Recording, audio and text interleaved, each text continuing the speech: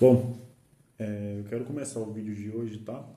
Avisando que a partir desse vídeo aqui no dia 17 de agosto, nesse sábado, nesse pós-jogo, a partir desse pós-jogo aqui, eu estarei mudando a minha postura nos meus vídeos aqui no canal, tá? Isso falando por mim e não falando sobre os outros apresentadores aqui, tá? Então, a partir de hoje, vocês vão me ver poucas vezes me exaltando, aumentando meu tom de voz, tá? Eu acho que vocês não têm a obrigação de escutar eu falar alto, eu me exaltar, eu acabar gritando algumas vezes, eu acabar falando alguns palavrões. Vocês não são obrigados a escutar eu falando assim, tá? E eu peço desculpas também pelo barulho, eu estou gravando em outro ambiente aqui por conta de algumas situações.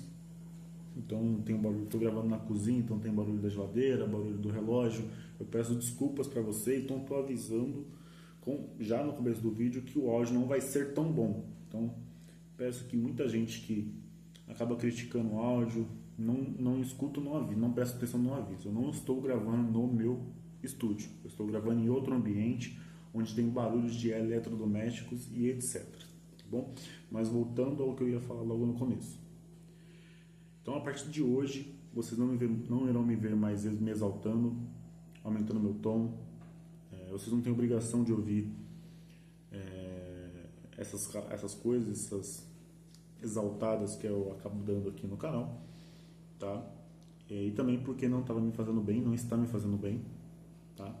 Então eu decidi, a partir de hoje, fazer um pós-jogo normal, dando minha opinião, com minha personalidade que eu sempre vou ter, criticando quando precisar criticar, como eu vou criticar hoje, e também falando firme, tá bom? Mas eu não irei mais me exaltar tantas vezes assim, vai ter vezes uma hora ou outra que eu possa aumentar um pouco o meu tom, mas não vai ser algo costumeiro aqui do canal, tá bom? Então é isso. Boa noite para você que está assistindo esse vídeo. Espero que vocês estejam bem, apesar de ser difícil depois de mais uma derrota em casa, com mais uma atuação bastante pobre, né? O Corinthians aos poucos vai ficando cada vez mais em frangalhos. É um time desorganizado, é um time completamente espaçado dentro de campo. É um time que não consegue ganhar as suas divididas, embora tente ganhar, não consegue. É um time que não consegue se impor dentro de casa. É um time que não tem poder de fogo para virar um placar como era hoje, ou buscar o empate. É um time que não causa perigo ao seu adversário. É um time que não bota medo nos seus adversários dentro de sua casa. A única coisa que pode fazer o adversário sentir um pouco é a torcida. Porque os jogadores dentro de campo não conseguem, pelo menos no Campeonato Brasileiro, não conseguem fazer jus ao poder que tem a sua casa. O jogo começa com o Bahia tocando a bola e continuando tocando a bola, e vai tocando, e o Corinthians não consegue combater. Parecia uma roda de bobo. E o Corinthians correndo atrás dela. Sai um lançamento. Até agora a gente não viu sobre as linhas traçadas, mas beleza, é uma falta de atenção da mesma maneira. A bola vai, o William José pega essa bola, ele vai, nem ele acredita que está em condição, ele vai, carrega, ele vira o jogo, ele volta a bola chega no Michel Araújo, o Michel Araújo chuta, gol. 2 minutos ou menos no relógio. Então a gente se prepara para assistir. O jogo é 9 horas da noite. O jogo é num horário horroroso. Tarde. A gente passa o dia aí, pelo menos eu, trabalhando o dia inteiro. Acredito que muitos de vocês também. Senta na cadeira, senta no sofá para começar a assistir o jogo. com esperança de que o time que você ama, o time que você torce, vai dar alguma resposta após aquele papelão na segunda-feira, e o time toma gol com 2 minutos.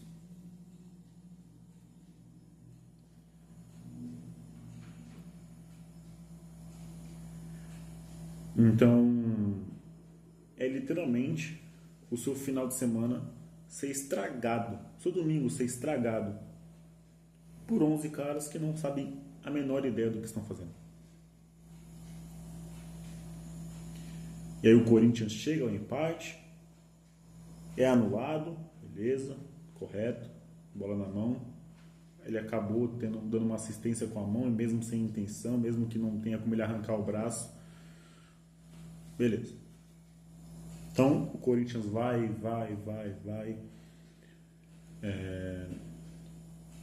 E chega no empate. Tá? O que você imagina quando você empata o jogo? Em casa, a torcida vai vir junto, como ela sempre vem. Ela vai fazer um calor, ela vai para cima, ela vai empurrar e você vai tentar virar o jogo. Tentar aproveitar esse calor nesses primeiros 5 minutos, 10 minutos de calor intenso da torcida após o gol de empate, que o time vai conseguir virar. E o Corinthians toma o gol logo em seguida do empate. A bola rola, sai o pênalti e sai o gol do Bahia. Assim que a bola voltou a rolar, teve o gol do Bahia.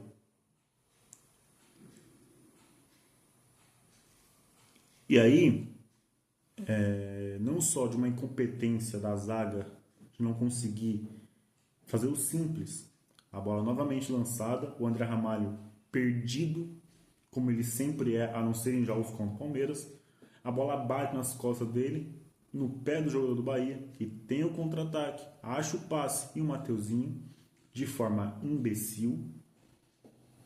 Não estou falando que o Mateuzinho é um imbecil, mas ele teve uma atitude imbecil. Uma atitude completamente equivocada, de maneira infantil, de maneira juvenil, de maneira imbecil.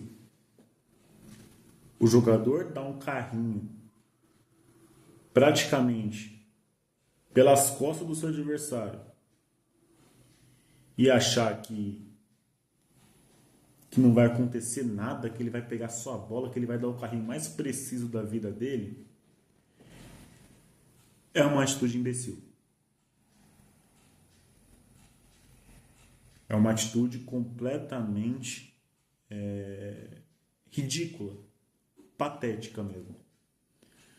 E quando a gente fala do jogador do Palmeiras, quando ele dá aquela cabeçada no Martínez, ele é expulso com menos de 15 minutos, eu uso as mesmas coisas que eu falei naquele vídeo, de questão de infantilidade, de questão de maneira patética, imbecil, como foi o do Romero, segunda-feira, que ele é expulso assim que ele entra,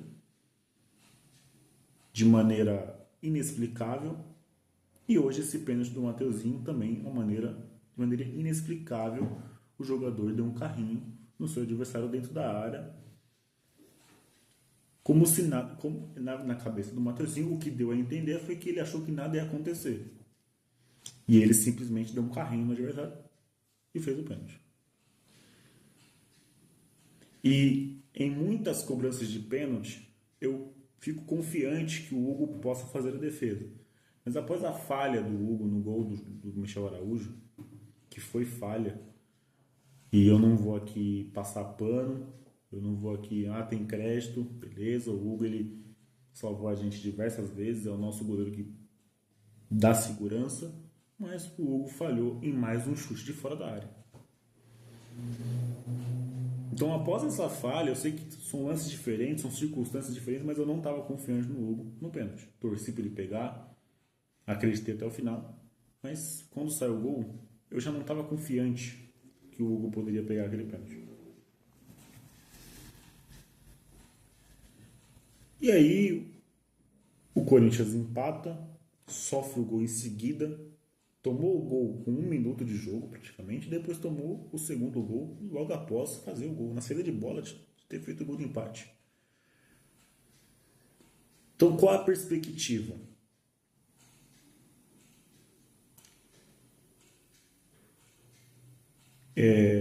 Eu sei que o elenco está desfiando, não temos jogadores, mas tirando o jogo contra os dois jogos contra o Palmeiras, com todo mundo à disposição, qual foi a partida boa sob o comando do Dorival? Com todos em campo. Tirando a Copa do Brasil.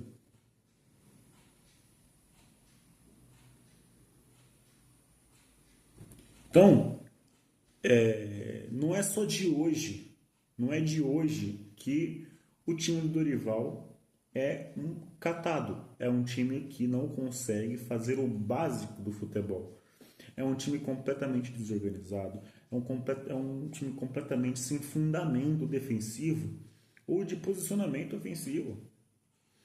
É um time espaçado, é um time que falta de. Parece que não são entrosados, parece que o time pegou hoje na rua um monte de pessoas e colocaram em campo vestindo a cabeça do Corinthians.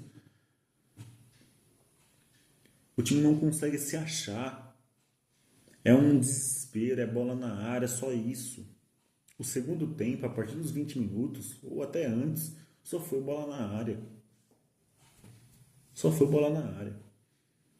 É um time que não consegue criar uma jogada. O gol do Guinegão foi um Deus nos acuda para sair. Parabéns ao Guinegão. Que diferente de Héctor Hernandes, diferente de Thales Magno, diferente de Romero, é um moleque que se movimenta, é um moleque que tem personalidade. É um moleque que merecia esse gol. Não é um jogador brilhante. Pode vir a ser, não sei, mas não é. Mas é um moleque que se entrega. É um moleque que você vê que se incomoda com o time estar perdendo. É um moleque que pelo menos sabe que a bola é redonda. Muitos ele não sabem. Parabéns ao Kaique, que fez uma partida boa. Eu queria entender dos jogadores, porque quando é o Thales Magno que está jogando na ponta, a bola toda hora chega nele. E com o Kaique não chega.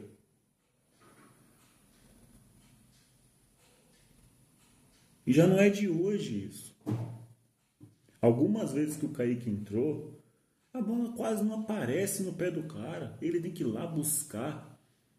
Ele não consegue fazer a função dele porque ele tem que vir buscar essa bola num bate-rebate para ver se consegue fazer alguma coisa. Mas quando é o Thales Magno, infelizmente a bola passa toda vez por ele. Toda vez por ele. E toda vez o Thales Magno perde a bola ou toma uma decisão completamente equivocada. Então não é. É uma dúvida. Tá? É uma dúvida. Porque quando é o Kaique, a bola não passa por ele, a bola quase não chega nele. E quando é o Thales Magno, a bola toda hora chega naquela ponta. Toda vez. Toda vez. Tá? Então, parabéns ao Guinegão, parabéns ao Kaique pela entrega, parabéns aos dois pela entrega. Né? Os demais, talvez o Bidu, que embora sim seja completamente limitado na questão de fundamento também. Trata bem a bola, sim, mas não acerta um cruzamento. Mas pelo menos ele aparece no jogo. Mas a partida da dupla de zaga, a partida do Garro, é uma partida desastrosa. A partida do Garro que começou parecendo que ia ser muito bem, muito boa, com um gol de empate, mas aí o gol é anulado. Depois o Garro ele errou tudo. Ele errou praticamente todos os escanteios, ele errou todas as faltas, ele errou passe do lado, ele errou domínio, a bola batia e subia na mão dele. Então, a partida do Garro vem sendo, junto contra o Juventude também, as últimas partidas do Garro vêm sendo ruins tecnicamente. Pode ser questão física, não sei. Pode ser que ele falta jogadores de qualidade do lado dele? Sim, falta, claro que falta. Mas ele está devendo, ele não está jogando bem. Mas eu não vou ser extremista aqui de falar que o Garro serve porque tem gente já colocando que o Galo não serve, que o Galo tem que ir embora. Não vou ser extremista a esse ponto, mas que o Galo, nas últimas partidas pelo Campeonato Brasileiro, não vem jogando bem, é um fato. Ele não está conseguindo jogar o que ele sabe. E asterisco, sim, falta jogadores de qualidade do lado dele. Então é um time completamente sem perspectiva de melhora. Não dá para viver só de Copa do Brasil. Até lá tem o jogo contra o Vasco. Desde o jogo contra o Palmeiras, que a gente classifica de maneira muito impressionante e de maneira imponente na casa dos caras, o Corinthians tem a derrota contra o Juventude, uma derrota contra o Bahia hoje. Então, o Corinthians já tem 2 derrotas. Até o jogo do Atlético Paranaense, temos 3 jogos. Agora temos só mais um, mas tivemos 3 jogos. Vamos ter 3 jogos. Perdemos para o Juventude, perdemos para o Bahia e vamos jogar fora de casa no São Januário antes do jogo contra o Atlético Paranaense. Que provavelmente, por conta de não ter senso de urgência, o Dorival vai poupar. Usando a lógica, usando o pensamento dele contra o Botafogo, antes do jogo de ida contra o Palmeiras, ele poupou. Então eu imagino que, pensando nessa lógica, o Dorival também vai poupar contra o Vasco. E não tem o senso de urgência. O Corinthians não sai da bendita posição que ele está. E cada rodada a gente vai chegando perto da zona de rebaixamento. E eu falei isso em live antes do primeiro jogo da Copa do Brasil. O Corinthians tem que ligar o sinal de urgência. A torcida não merece passar pelo que passou na última temporada. Aquelas 9 vitórias consecutivas no Campeonato Brasileiro acontece de uma em 1 milhão. Não é sempre que vai ter aquela arrancada. Não é sempre que o time vai conseguir emplacar 9 vitórias consecutivas. Não é sempre. Quase nunca. De 10 oportunidades vai acontecer uma vez uma arrancada daquela. É literalmente uma agulha em um agulheiro. Não é no palheiro, é num agulheiro. Não acontece.